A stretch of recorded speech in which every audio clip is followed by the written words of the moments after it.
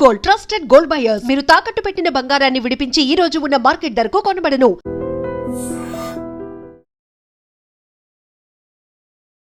Hello sir. నమస్తే అండి. Most favourite topic, gold rate తగ్గుతుందా అసలు? 70,000కి రానుందా? ఇన్ కేస్ వచ్చినా ఎలాంటి పాసిబిలిటీస్ ఉన్నాయి మనకి? సో ఇప్పుడున్న పరిస్థితుల్లో మాత్రం ఏంటంటే కొంచెం అంటే 1,00,000 వరకు వెళ్ళింది, మళ్ళీ కొంచెం తగ్గింది. ఇది 90 దగ్గర నడుస్తుంది దగ్గర. సో అక్కడ నుంచి 70,000కు రావచ్చు అని కొద్దిమంది ఏమంటారు ఎక్స్పెక్టేషన్స్, ఓపిక అంటే వెయిట్ చేస్తూ ఉన్నారనమాట. సో 70,000 పడిపోతుంది అనే ఆశతో ఉన్నారు చాలామంది. సో అది ఎంతవరకు అనేది వెరీ స్లిమ్ ఛాన్స్, అంటే ఎక్కువగా లేదు. సో గోల్డ్ పెరగడానికి అనేది ఓన్లీ మనొక్క ఇండియా డిమాండ్ ఒకటి సరిపోదు. చాలా కండిషన్స్ వల్ల గోల్డ్ రేట్ అనేది అప్స్ అండ్ డౌన్స్ అవుతూ ఉంటాయి. ఈ గోల్డ్ ఒకటి ఏంటంటే ఇంటర్నేషనల్ మార్కెట్స్లో కూడా లాట్ ఆఫ్ పారామీటర్స్ వల్ల గోల్డ్ ప్రైస్ ఇంపాక్ట్ అవుతుంది. వన్ ఆఫ్ ద మేజర్ కొన్ని కండిషన్స్ ఉన్నాయి. ఆ కండిషన్స్ నిజంగానే అవుతాయి అనుకుంటే తప్ప గోల్డ్ అనేది అంత ఈజీగా తగ్గదు. సో ఎందుకు తగ్గాలి అంటే ఫస్ట్ థింగ్ కావాల్సింది ఏంటంటే ప్రపంచంలో స్టెబిలిటీ, ఎటువంటి యుద్ధాలు, యుద్ధ భయాలు ఉండకపోతే ఏంటంటే సేఫ్టీ, అంత భయం లేని చోట గోల్డ్ యూజువల్లీ పడిపోయే అవకాశాలు ఉన్నాయి. బట్ అలాంటి పరిస్థితులు ఉన్నాయంటే లేవు. మీరు చూస్తే అటు రష్యా ఉక్రెయిన్ మీద నిన్న ఉక్రెయిన్ చాలా భయంకరంగా రష్యా మీద డ్రోన్స్తో అటాక్ చేసింది. ఇప్పుడు ఇవాళ రేపు మనం చాలా పెద్ద న్యూస్ వినబోతున్నాం.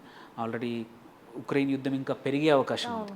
కొంచెం తగ్గింది, తగ్గుముఖం పడుతుంది అన్నది నిన్న వాళ్ళు చేసిన పనికి చాలా హ్యూజ్.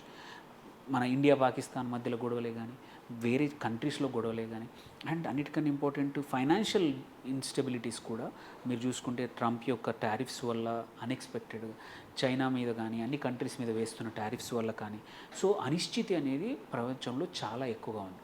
అనిశ్చితి ఉన్నప్పుడు యూజువల్లీ గోల్డ్ రేటు ఎక్కువగా ఉంటుంది. అనిశ్చితి లేని చోటనే గోల్డ్ తగ్గే అవకాశాలు ఉన్నాయి. ఓకే, సో అన్సర్టెనిటీస్ అయితే ఇప్పుడున్న పొలిటికల్ అన్సర్టెనిటీస్ కానీ, ఎకనామిక్ అన్సర్టెనిటీస్ కానీ చాలా ఉన్నాయి. అవి ఇప్పుడైతే తగ్గుముఖం పట్టే అవకాశం అయితే కనబడట్లేదు.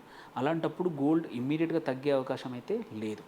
దెన్ ఇంకొక ఇంపార్టెంట్ ఫ్యాక్టర్ ఏంటంటే డాలర్ వాల్యూ.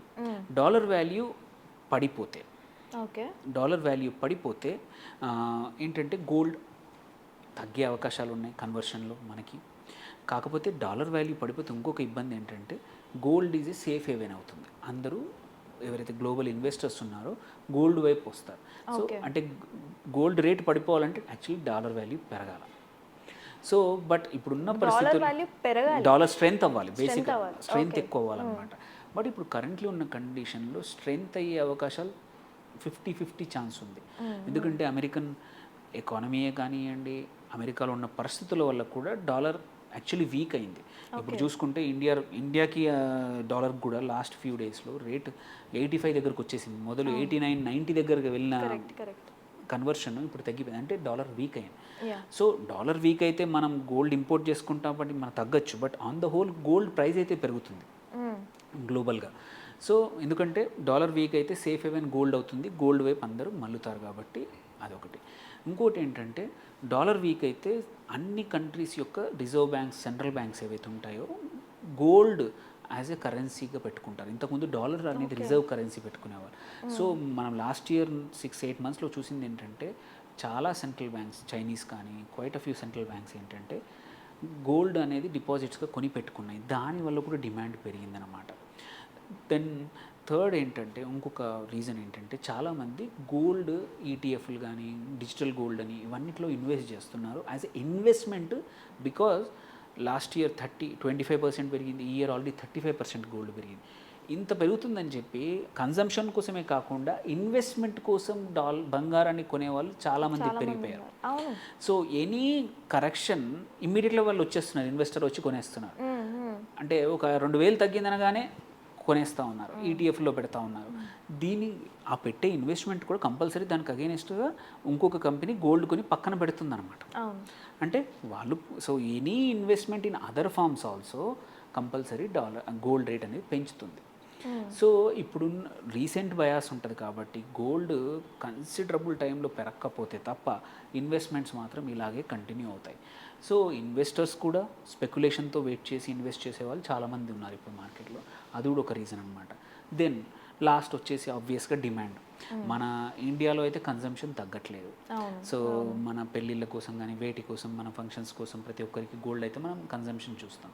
సో అటు డిమాండ్, కన్జంప్షన్ డిమాండ్ ఉంది, ఇన్వెస్ట్మెంట్కి డిమాండ్ ఉంది, సేఫ్ యాసెట్కి డిమాండ్ ఉంది, అండ్ అటు పరిస్థితులు బాగాలేవు. ఇవన్నీ చూసుకుంటే గోల్డ్ తగ్గే అవకాశం అయితే చాలా 70,000కి వచ్చే అవకాశం అయితే లేదు. ఇంకా పెరుగుతుంది అని అంటారు. పెరిగే అవకాశాలు ఎక్కువగా ఉన్నాయి. ఇప్పుడు ఇవన్నీ చూస్తే, ఇప్పుడు డిస్కస్ చేసిన పాయింట్స్ చూస్తే యాక్చువల్లీ ఇప్పుడున్న ప్రైస్ నుంచి ఇప్పుడు ప్రపంచ మార్కెట్లో ఔన్స్కి 3,100 నుంచి 3,200, 3,300 డాలర్ల మధ్య ట్రేడ్ అవుతుంది. అది యాక్చువల్లీ 3,000 ఈ సంవత్సరం చివరి వరకే 3,700కి వెళ్ళే అవకాశం ఉందని చాలా రేటింగ్ ఏజెన్సీస్, ఇన్వెస్ట్మెంట్ ఏజెన్సీస్ ఏవైతే ఉన్నాయో వాళ్ళు అవి చెప్తున్న ప్రకారం ఇంకొక 10% పెరిగే అవకాశం ఉంది. అంటే 1,00,000 దాటే అవకాశమే ఉంది. కానీ 70,000-80,000, 60,000కి వస్తుందనే ఆశ మాత్రం ఇప్పుడైతే లేదు ఇమ్మీడియట్గా. కాకపోతే కొన్ని రోజుల తర్వాత ఇవన్నీ స్టేబుల్ అయితే ఒక ప్రైజ్ రేంజ్లో ఈ 90 నుంచి 1,10,000 రేంజ్లో అక్కడే ఆగొచ్చు. కానీ ఇంకా తక్కువ అయ్యే అవకాశాలు మాత్రం లేవు. అలాంటి ఆశలు ఉంటే పక్కన పెట్టుకుంటే బెటరు. ఎందుకంటే అనిశ్చితి అనేది ఏమైనా ప్రాబ్లమ్స్ వస్తే యాక్చువల్లీ గోల్డ్ పెరుగుతుంది కానీ తగ్గదు. సో అన్నీ సరిగ్గా ఉండి, అంటే అన్ని రకాలుగా కరెక్ట్గా ఉంటే తప్ప గోల్డ్ అనేది ప్రైస్ తగ్గదు. సో ప్లీజ్ ఆశలొద్దు, ప్రైస్ తగ్గదు. ఎప్పుడు కొంచెం అవసరం వచ్చినప్పుడు అవసరం ఉన్నంత కొనుక్కొని పెట్టుకోవడం చాలా మంచిది. తగ్గినా తగ్గకపోయినా మన వాళ్ళు కొంటూనే ఉన్నారు కదా. Like demand is more, it is there. So అదే అంటున్నాను. ఇంకొకటి ఏంటంటే రీసెంట్గా చాలా పెరిగింది కాబట్టి అందరూ మన ఇన్వెస్ట్మెంట్లో కూడా కొంటూ ఉన్నారు. సో అటు కన్సంప్షన్ కోసం వాడడానికి కొనే వాళ్ళు ఉన్నారు, ప్లస్ ఇన్వెస్ట్మెంట్ కోసం కూడా. అంటే వాళ్ళు ఎప్పుడు గోల్డ్ పొజిషన్ తీసుకోకుండా ఈటీఎఫ్స్లో కానీ వీటిలో కూడా కొనేవాళ్ళు చాలామంది ఉన్నారు అనమాట. సో 2 రకాల వ్యక్తులు ఉన్నారు కాబట్టి గోల్డ్ అంత తొందరగా పడదు. సో కావాలంటే ఏంటంటే అవసరం, లాంగ్ టర్మ్ కోసం అవసరం ఉంటే మాత్రం కొంచెం డిజిటల్ రూపంలో కొనుక్కొని, ఆ గోల్డ్ ఈటీఎఫ్ రూపంలో కొనుక్కొని మనం అవసరం వచ్చినప్పుడు అందులోంచి విత్డ్రా చేసుకొని మార్కెట్లో గోల్డ్ కొనుక్కోవడం వల్ల ఏంటంటే ఒకేసారి కొనడం కష్టం. కాబట్టి ఒక సిస్టమాటిక్ పద్ధతిలో గోల్డ్లో ఇన్వెస్ట్ చేస్తే అవసరానికి ఒక 5 సంవత్సరాలు 10 సంవత్సరాల తర్వాత సఫిషియెంట్ గోల్డ్ మన దగ్గర అక్యుములేట్ అవుతుంది అనమాట.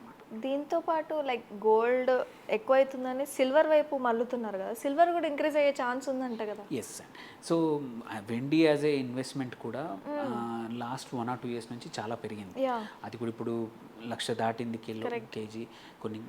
సో అది గోల్డ్, సిల్వర్ ఒక ఆల్టర్నేట్ కన్జంప్షన్. అంటే ఎవరైతే గోల్డ్ వస్తువులు వాడుతూ ఉన్నారో వాళ్ళు ఇప్పుడు సిల్వర్ వైపు మొగ్గినా కానీ సిల్వర్కి ఏంటంటే చాలా అదర్ యూజెస్ ఉన్నాయి.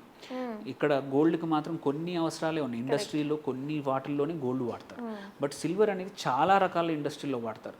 సో సిల్వర్ కూడా గోయింగ్ ఫార్వర్డ్ ఈ గోల్డ్ ప్రైస్ వల్ల ఉండొచ్చు, వాటి అవసరాలు ఎస్పెషల్లీ సెమీ కండక్టర్స్లో కానీ బ్యాటరీస్లో కానీ ఈ న్యూ ఏజ్ సెక్టర్లో silver is a quite commonly used. So going forward silver usage ఎక్కువ అవుతుంది కాబట్టి, అండ్ ఇటు గోల్డ్ నుంచి వచ్చే వాళ్ళు కూడా ఉన్నారు కాబట్టి సిల్వర్ ప్రైస్ కూడా గోయింగ్ ఫార్వర్డ్ పెరుగుతుంది. బట్ సేమ్ రేంజ్లో పెరుగుతుందో లేదు, బట్ పెరగడం అయితే పెరిగే అవకాశాలు ఉన్నాయి.